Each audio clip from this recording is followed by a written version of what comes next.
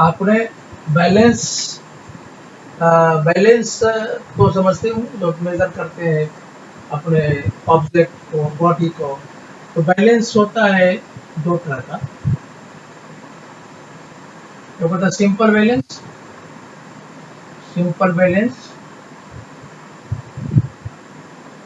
दूसरा होता है स्प्रिंग बैलेंस। हाँ, स्प्रिंग स्प्रिंग बैलेंस को देखे होंगे, सूटकेस वगैरह जो उठा करके इसको स्प्रिंग लगा रहता है। मान लो ये ये हिंजेज है, यहाँ पर ये लगा के एक हुक लगा रहता है, इसमें कुछ ऑब्जेक्ट वगैरह डाल करके वेट करते हैं। ये आपका वेट है। वेट का कर मान लीजिए, इसका वेट बॉडी मास अगर m है तो इसका वेट हो जाएगा m×g। ठीक है, ये स्प्रिंग बैलेंस कैरेक्टरिस्टिक निकालने का तरीका ये है। हाँ।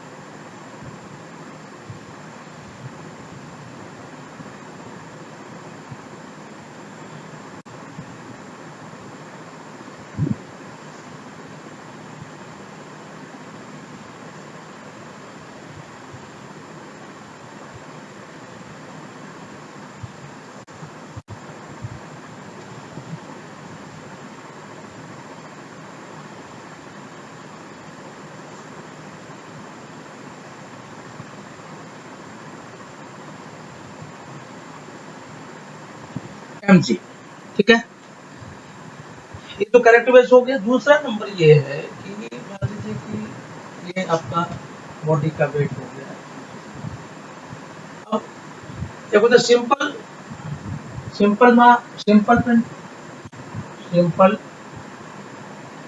बैलेंस। तो करेक्ट वेट अगर नहीं निकलता, if you are not able to find the correct weight, there is may be two cases.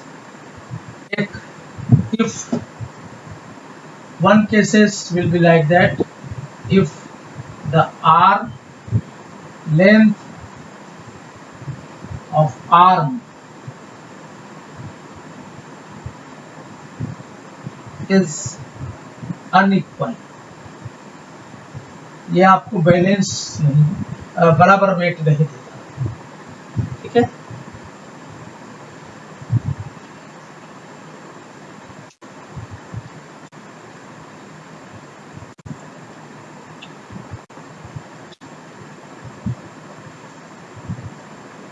दूसरा number, the weight of palm is unequal. Now today I will teach you how we will find the correct weight with the help of simple balance if the length of palm कैसा, ये देखिए,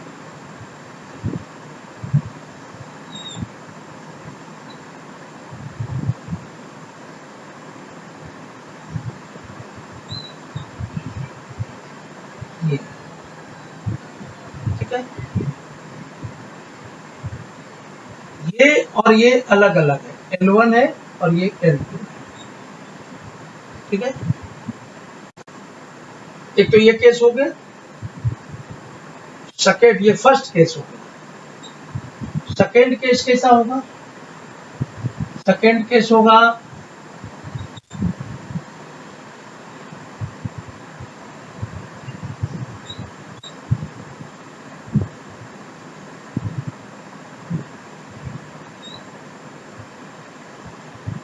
ये W1 है और ये W2, दोनों में error देगा।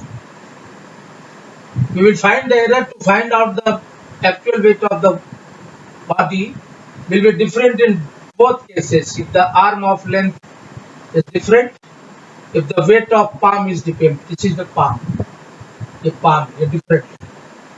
अब इसको करेक्ट वेट निकालना है।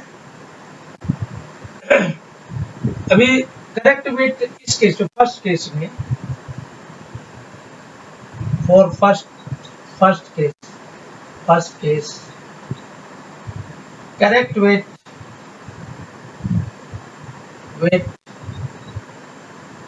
इक्वल टू, ठीक है,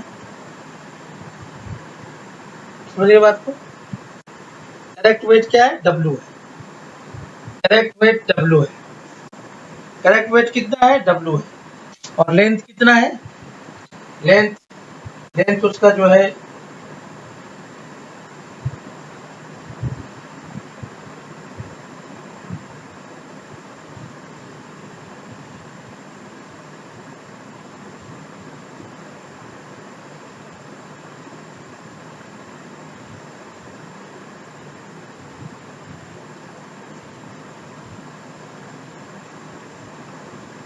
अब करेक्ट वेट जो है ये सॉरी, ये करेक्ट वेट जो है आपका ये W है। अब ये W को उठा के अगर इधर रखते हैं, इसका वेट दे रहा है W1। इसका आप मोमेंट अगर लेंगे आप, करेक्ट वेट कितना था इसका? W। तो ये इंटू ये W1 into L1 equal to W equal to L2। First case ये इंटू, ठीक है। सेकेंड केस उसको उठा करके इधर रख देते हैं, इसको उठा के इधर रख देते हैं, तो ये हो जाएगा W और ये हो जाएगा W2। अब क्या हो जाएगा moment? WL1 equal to W2L, ये है ना।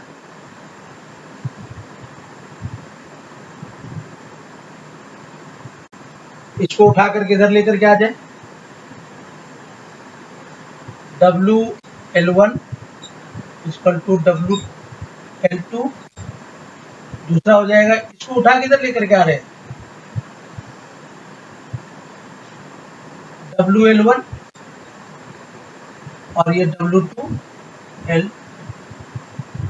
फर्स्ट और सेकेंड, फर्स्ट और सेकेंड को मल्टीप्लाई कर दिए, फर्स्ट इंटू सेकेंड, तो ये हो जाएगा W1 W2 L1 L2।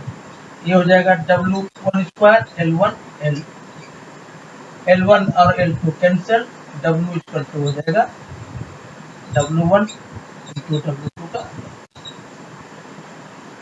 ठीक है। ये पुरानी चीज मैंने बताया है, करेक्ट वेट निकालने का ये तरीका है, ठीक है। कहीं अगर कोई ऑब्जेक्टिव में पूछता है, कोई कॉम्पिटिटिव एग्जामिनेशन में, you have to find in this way. और दूसरा केस में क्या है कि उसका जो पाम है उसका वेट अलग अलग है, यानी पाम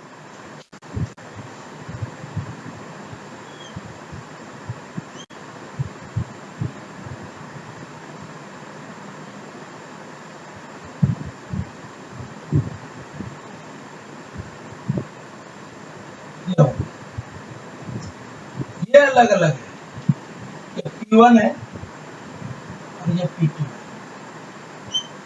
ठीक है। P1 है और P2 है, दिखाई नहीं पड़ता तो बताना मेरे भाई।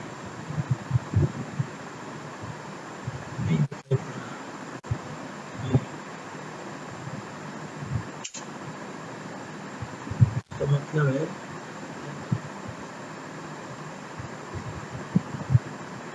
अभी देखिएगा, ये आ गया।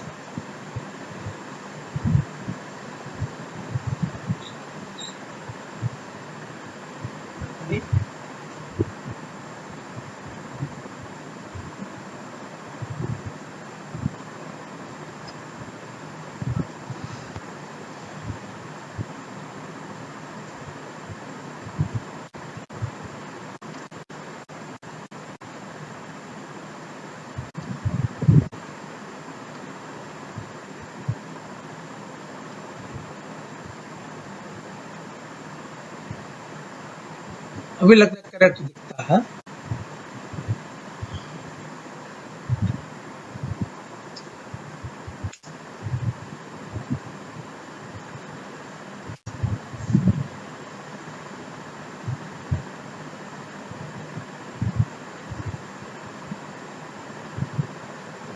इसका करेक्ट वेट जो है, correct weight equal to W minus, दिख रहा है करेक्ट वेट W, ठीक है। और एपरेंट वेट जो है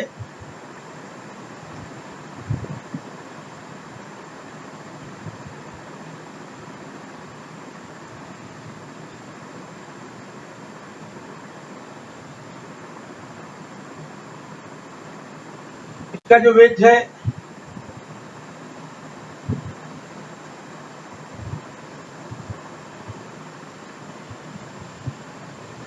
ये करेक्ट वेट है W, जो वेट लग रहा है ये W, तब इसमें आ रहा है W, ठीक है। अभी देखिए कैसे क्या करेंगे, W1 plus P1, W plus P1 equal to W1, एक केस ये बन रहा है। अब इसको W इक्वल टू हो गया W1 plus P2 minus P1। इसको आप रिवर्ट कर दीजिए, रिवर्ट करने के बाद ये हो जाएगा, ये इधर आ जाएगा तो ये W हो गया, ये W2 हो गया। अब W2 P1,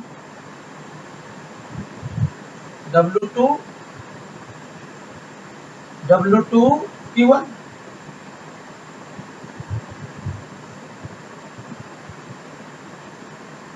W2 P1, correct wait इसका ये है equal to W plus P2। W equal to क्या हो जाएगा, W equal to W2 plus P1 minus P2, ये सेकेंड।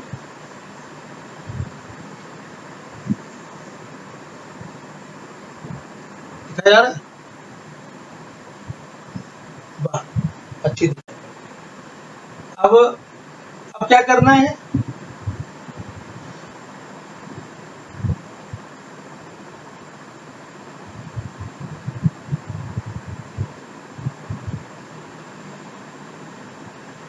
ये और ये को दोनों जोड़ देते हैं तो ये हो जाएगा +1, sorry, from first plus second,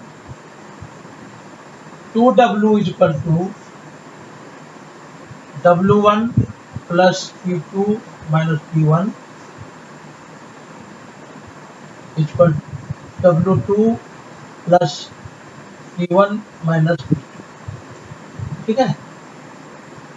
ये और ये कैंसल, ये और ये कैंसल, W1 प्लस W2, इसलिए 2W equal to W1 plus W2।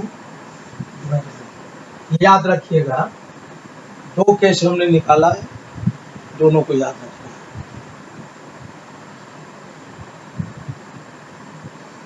दोनों केस में याद रखना है। एक सिंपल से इंट्रोडक्शन हमने दिया था, इसका but I don't know this is related to the course or not. I can't say anything about that. But things is that you should know for just developing your knowledge more as regards. And I'm just coming back to the subject right now.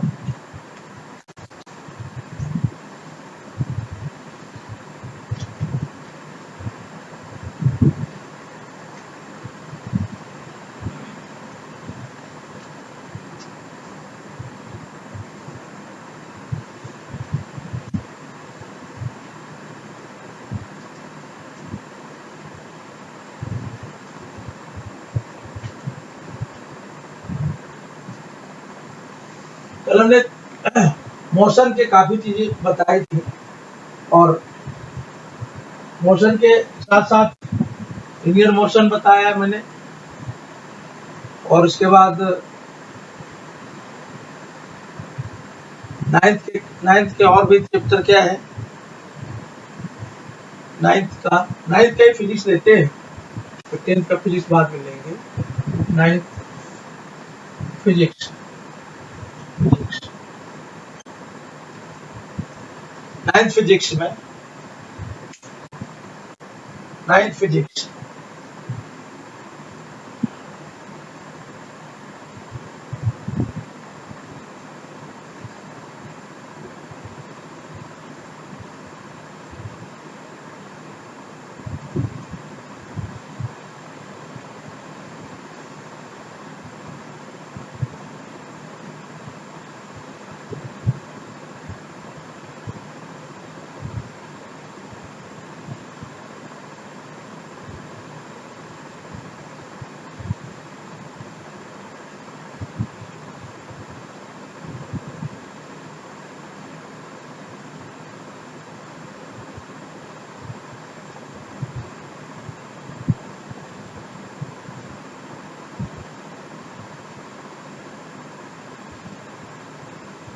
जो देखना चाहते थे हमारी बर्बादी का तमाशा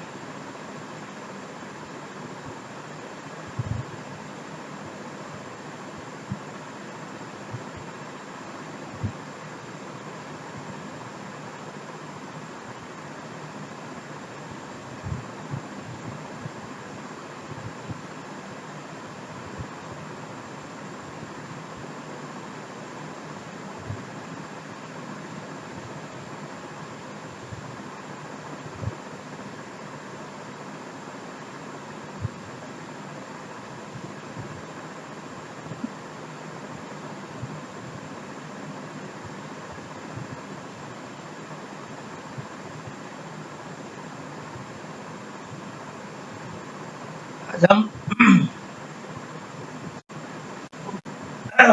work energy and power ये सब बताया था मैंने अभी ग्रेविटेशन के ऊपर हम फोकस करेंगे ग्रेविटेशन ग्रेविटेशन इसमें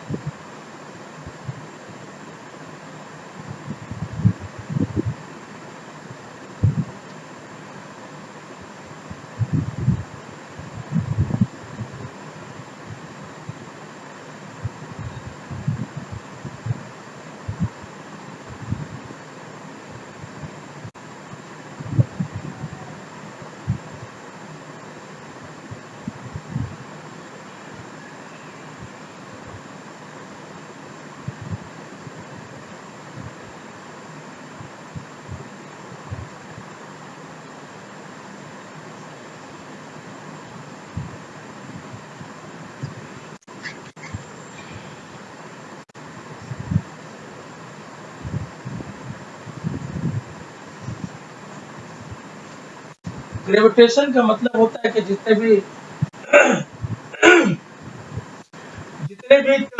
ऑब्जेक्ट ब्रह्मांड में है ना, whatever object and satellite and everything in are in ब्रह्मांड universe, they are interconnected to each others like that. Suppose this is the orbit direct, this is the orbit, this is orbit.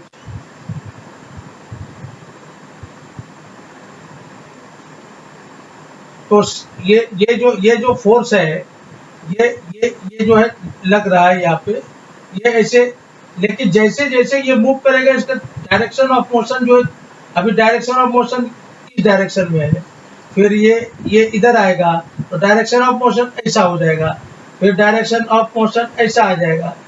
ये तरीका है, क्योंकि whenever body rotated around to the earth is constant and all things are just moving around to the earth.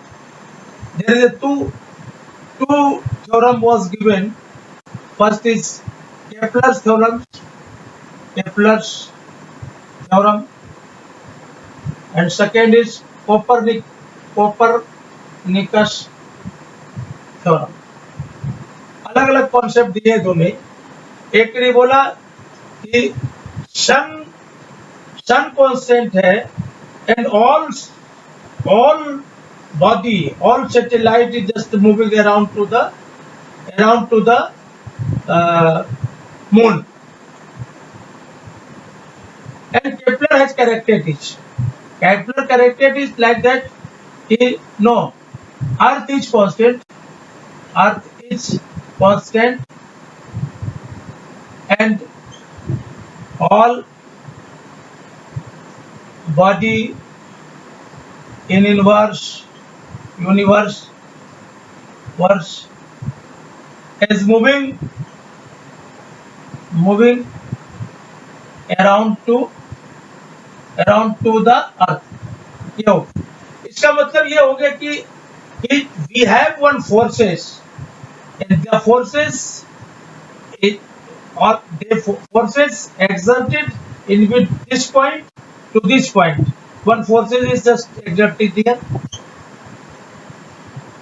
अगर ये forces यहाँ से यहाँ लग जा रहा है, this is called centripetal force, centripetal force. And इसको बैलेंस करने के लिए, to balance the centripetal force is called centrifugal force। ये दो फोर्सेस हैं, ठीक है। अब इसके लिए न्यूटन ने जो रूल दिया है, just we have to know what Newton's gravitation. पहले तो आप लीनियर मोशन में आप देखिए न्यूटन क्या बोलता है कि first law of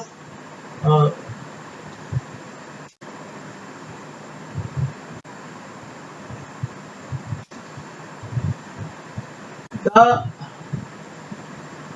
मोमेंट, पहले मोमेंट को समझ लेते हैं। Momentum first, the product of mass and volume is called momentum।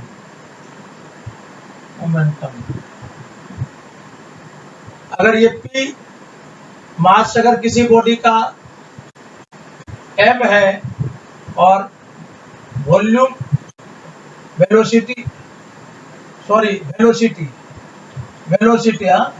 Correct it, velocity is v, momentum हो जाएगा इसका m इंटू v, और इसका यूनिट क्या हो जाएगा kg मीटर पर सेकेंड। इसका डेरिवेटिव यूनिट क्या होगा?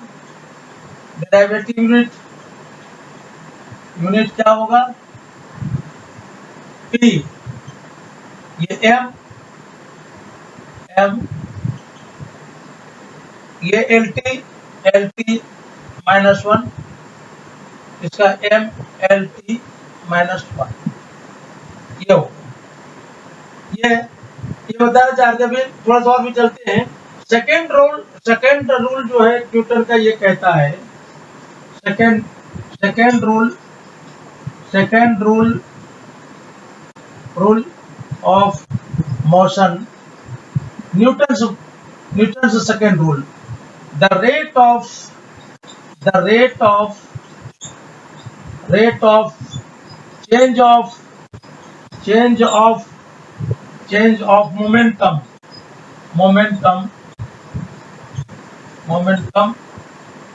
is, is directly proportional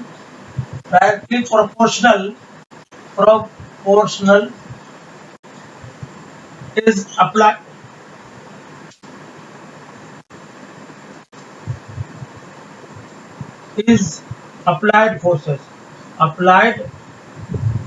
forces। अब इसको आप इस तरह से आप थोड़ा सा आगे बढ़ाएंगे, थोड़ा समझाने के लिए सब बता रहे हैं, तो फिर कोर्स पर आ जाएंगे तुरंत। देखो, one body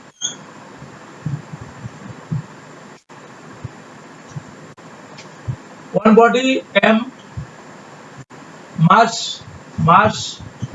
of body is equal to m1, and moving with the speed of u1, एक फोर्स इसमें लगाया है, इसका वो v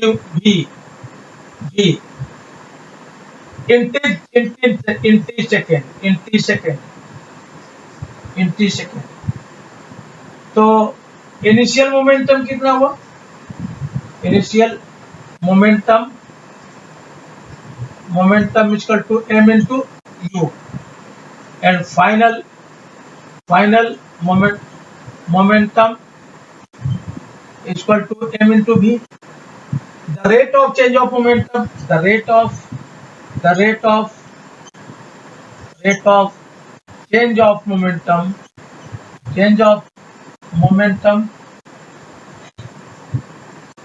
is equal to mv minus mu divided by time taken। हाँ, ये हो गया। अब ये अगर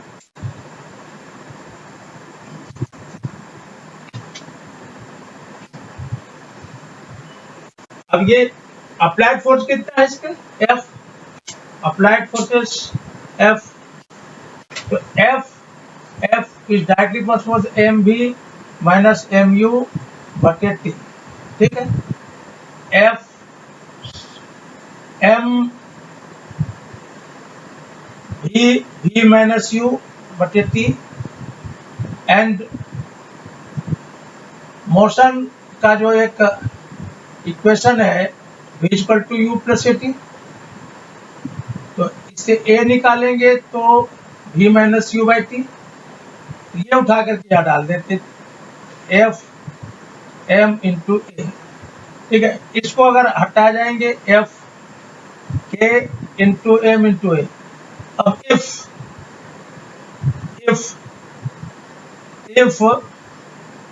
m into a 1 kg,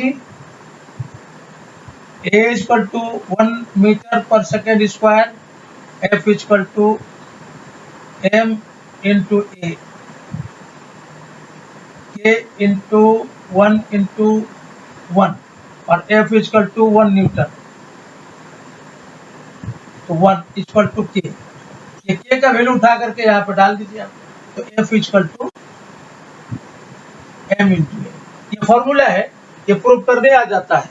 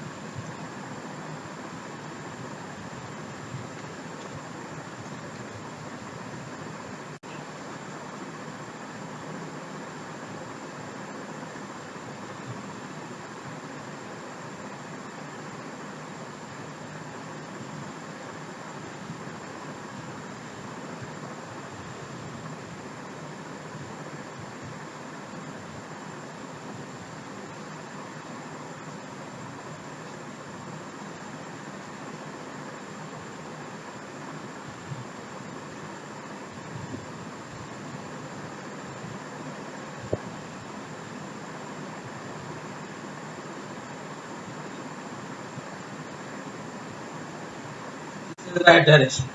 So this is a proof exactly what I did at f is equal to m.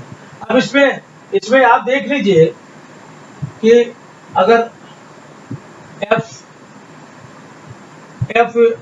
Is equal to हो गया m bye a, है ना,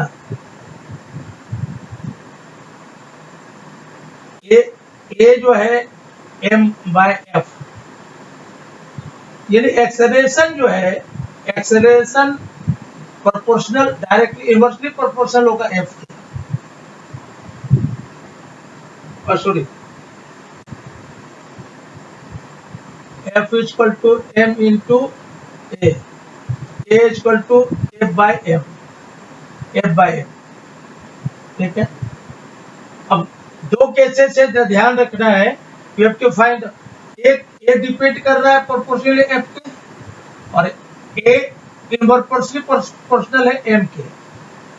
अब इसका मतलब समझिए, if f increases then acceleration will be increases, directly proportional है। f decreases, force decreases, बल अगर नीचे आता है तो एक्सेलरेशन कम हो जाएगा, बल अगर ज्यादा होगा, फोर्स ज्यादा लगाएंगे तो एक्सेलरेशन ज्यादा होगा, क्योंकि डायरेक्टली प्रोपोर्शनल है, डायरेक्टली प्रोपोर्शनल, ये क्या इनवर्सली प्रोपोर्शनल है। अगर मास ज्यादा है तो फोर्स, मास ज्यादा है तो एक्सेलरेशन कम हो जाएगा, मास कम है तो एक्सेलरेशन ज्यादा होगा। अब समझ लीजिए आप बात को, एक बॉडी है आपका 5 केजी का और एक बॉडी है 10 केजी का, 10 केजी का। अब बताइए, सेम फोर्सेस लगाएंगे तो एक्सेलरेशन किसका ज्यादा होगा, 5 केजी वाले का कि 10 केजी वाले का? एक्सेलरेशन किसका ज्यादा? ऑब्वियसली जिसका वेट कम होगा उसका एक्सेलरेशन ज्यादा होगा। वेट कम रहेगा तो इससे ज्यादा धक्का मारेंगे तो ज्यादा जोर से चलेगा, इसका वेट कम है, इसका m1 है और m2, m1 is less than m2, तो एक्सेलरेशन कहाँ ज्यादा रहेगा? एक्सेलरेशन ज्यादा रहेगा आपके, जिसका कम रहेगा मतलब m1 will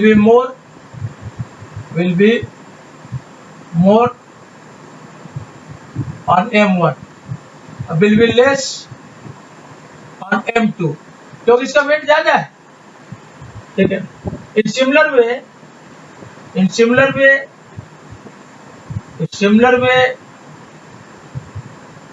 अगर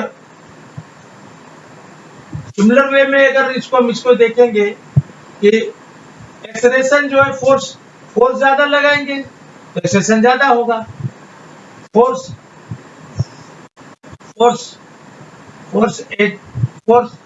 एक्सेलरेशन इनवर्सली प्रोपोर्शनल, फोर्स ज्यादा एक्सेलरेशन ज्यादा, फोर्स कम एक्सेलरेशन कम। मान लीजिए एक ही ऑब्जेक्ट है, इसमें फोर्स लगाया 10 न्यूटन का, फिर लगा दिया आपने 20 न्यूटन का, तो एक्सेलरेशन किधर ज्यादा जाएगा, कम स्पीड पकड़ेगा जब आप 20 न्यूटन का लगाएंगे। F1 है या 10 न्यूटन, F2 है, F1 है आज को 10 न्यूटन और F2 कितना हो गया 20 न्यूटन। F1 बड़ा है ना F2 से, तो इन ऑफ कोर्स एक्सेलरेशन F1 के केस में ज्यादा बड़ा है। In the case of F1 acceleration will be more।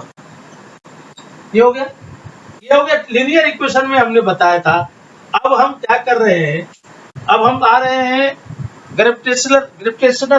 देखिए, किसी भी बॉडी को ब्रह्मांड ने एक दूसरे को रोक के रखा है, इसका मतलब उधर में ग्रेविटेशनल का फोर्स है, नहीं तो अर्थ के आगे वो कोई गिर जाता, कोई सारा एक दूसरे के जितने सैटेलाइट है वो टूट एक दूसरे से लड़ता और गिर जाता, काफी कयामत आती थी।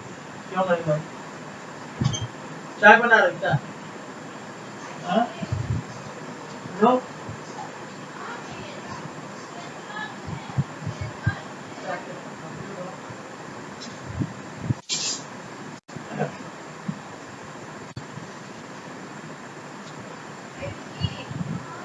तो ये मान लीजिए कि न्यूटन का जो फर्स्ट रूल ऑफ ग्रेविटेशन है उसको उसको बताना जरूरी है।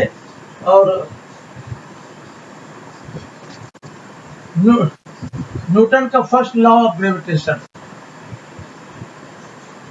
First rule of gravitation,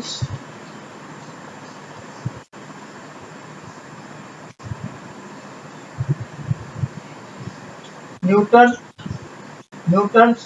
first rule of gravitation,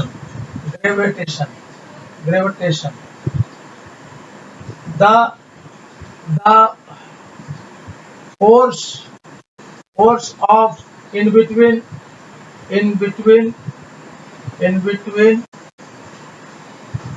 two body in universe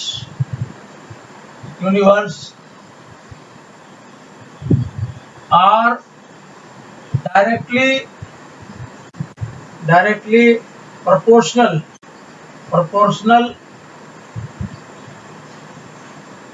of applied forces, ठीक है। अब अप्लाइड फोर्सेस जो है तो body, the force in between two body proportional of product of mass of two body respectively।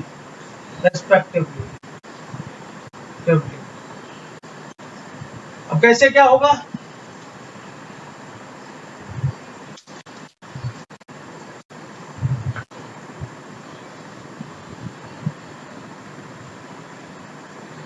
इसको explain करते हैं।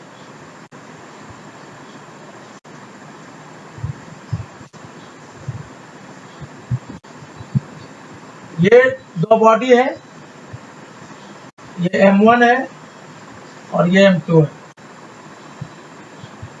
तो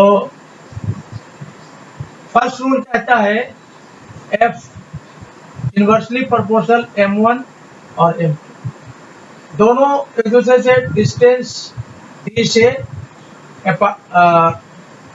है, d डिस्टेंस है दोनों में। तो सेकेंड रूल कहता है the force in between two body is directly inversely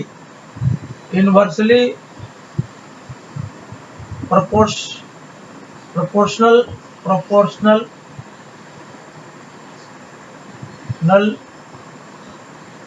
to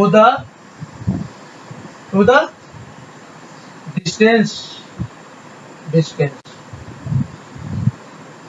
है ना। अब ये F proportional 1/d square, second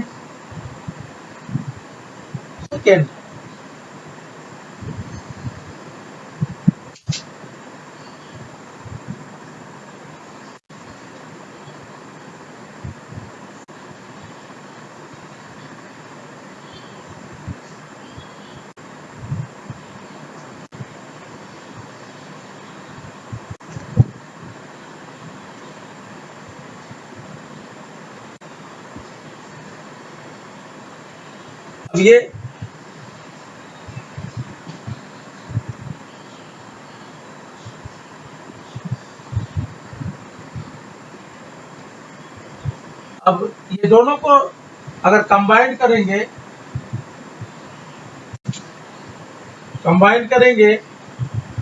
from first and second, F proportional M1 M2 बटे d square.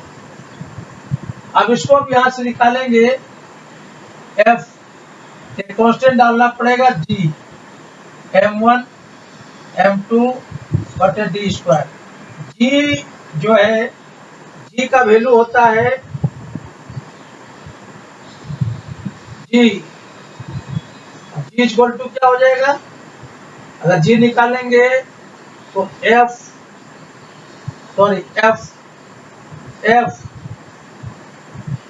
D square m1 m2 Newton, इसका value कितना हो जाएगा, value हो जाएगा, ये यूनिट क्या हो जाएगा इसका, न्यूटन न्यूटन पर केजी मीटर स्क्वायर, ये हो जाएगा इसका यूनिट। और कितना वैल्यू कितना होता है, 6 into 6 7 10 to the power -11 N kg per metre square. अगर डेरिवेटिव यूनिट निकालेंगे तो कैसे निकालेंगे भाई, देखिए डेरिवेटिव यूनिट निकालना सबको जानना जरूरी है। डेरिवेटिव यूनिट ऑफ जी। अब जी जो है डेरिवेटिव यूनिट हो जाएगा, तो एफ कितना हो गया, एफ डी स्क्वायर, एफ का वैल्यू कितना हो गया, एम एल टी -2 और डी का मतलब हो गया एल स्क्वायर, और ये मास का स्क्वायर, ये हो गया, एम में 2 गया तो m -1 L T L square into L cube T -2। This is the derivative units of G, derivative unit of G, derivative unit of जी।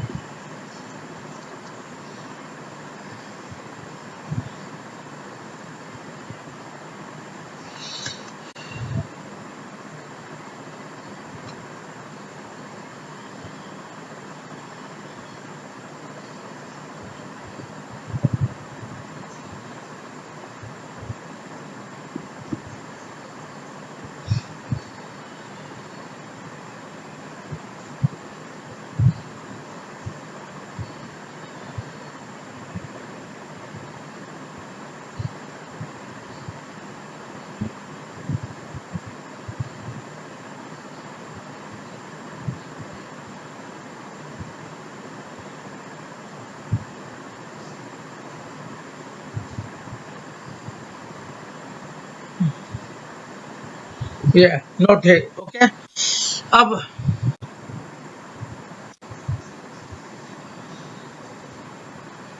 ये हो गया। अब आप चले थोड़ा सा, अब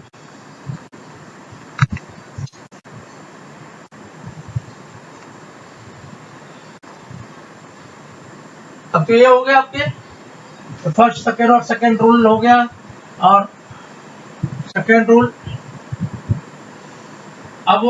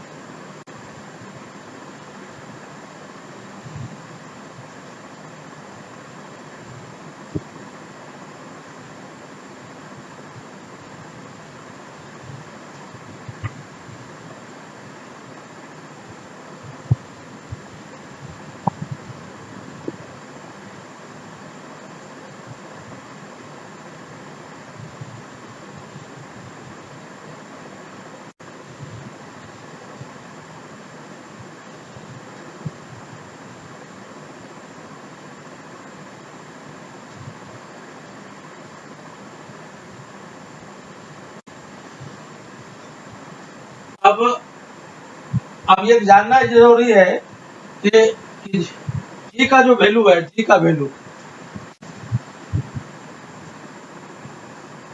एक एक आदमी का वेट एक मास है, ये आपका ये है, और ये कोई बॉडी है, और अर्थ में बोलता है अर्थ मान लो, अर्थ ये अर्थ है। अर्थ का जो वेट है, weight of earth equal to M मान लीजिए, बड़ा कैपिटल। वेट ऑफ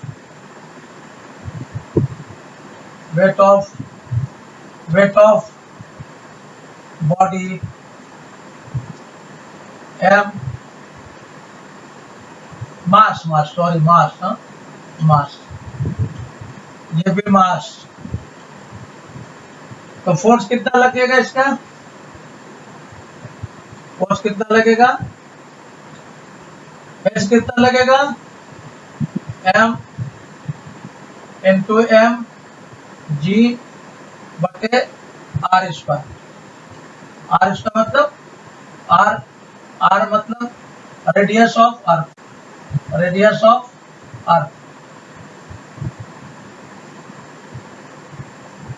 और एफ इक्वल टू क्या होता है?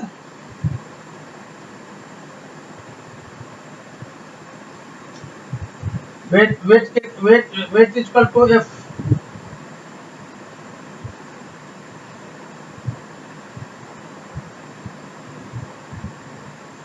M into G G M R square है ना। अब ये एम और ये एम कैंसिल हो गया, सॉरी, एम और एम से जो जी हो गया, जी का वैल्यू हो गया जी एम बटे आर स्क्वायर। जी का वैल्यू कितना होता है? 6.67 इंटू 10⁻⁻11। और अर्थ का जो मास होता है, अर्थ का मास और ये रेडियस, अर्थ का मास और रेडियस दोनों को याद रखना है, अर्थ का मास और रेडियस। ये सिर्फ आता नहीं क्वेश्चन में, बस मास और रेडियस याद रखना है।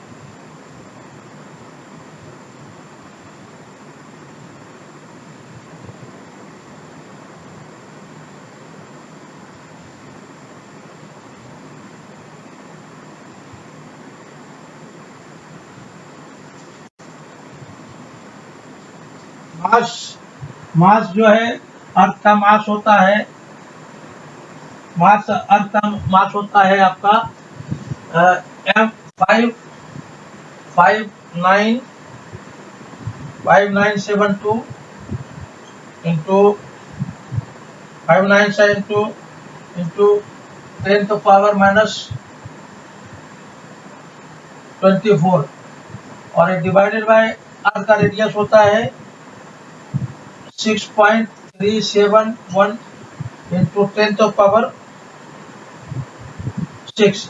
इसको पूरा कैलकुलेट करेंगे तो लगभग 9.8 मीटर पर सेकेंड इसका कैलकुलेशन है। इसको कैलकुलेशन को कैलकुलेट करते रहिएगा, वो अच्छा रहेगा। आप जितना कैलकुलेट करेंगे उतना आपको ठीक रहेगा। दूसरा जो है, ये जी का वैल्यू जो है ये घटता बढ़ता है, इसके ऊपर बहुत सारा चीजें हैं। ये अगर डेप्थ में नीचे जाएगा तो बढ़ेगा, ऊपर जाएगा तो बढ़ेगा। फिर ये पोल जब रोटेट करता है आपके चारों तरफ तो कौन सा सेगमेंट में है, कौन सा एंगल पे है, उस पर भी डिपेंड करता है। तो ये अगर ये चंद्रमा पे किसी चीज का वेट अभी 90 kg है तो ये मून पे ले जा करके 1/6 हो जाएगा, यानी 90 डिवाइडेड बाय 1/6 लगभग। ये जो 3-4 केस है वेट का जो वेरिएशन है वो कल के चैप्टर में बताएंगे। कल इसको कंटिन्यू करेंगे और कल बताएंगे।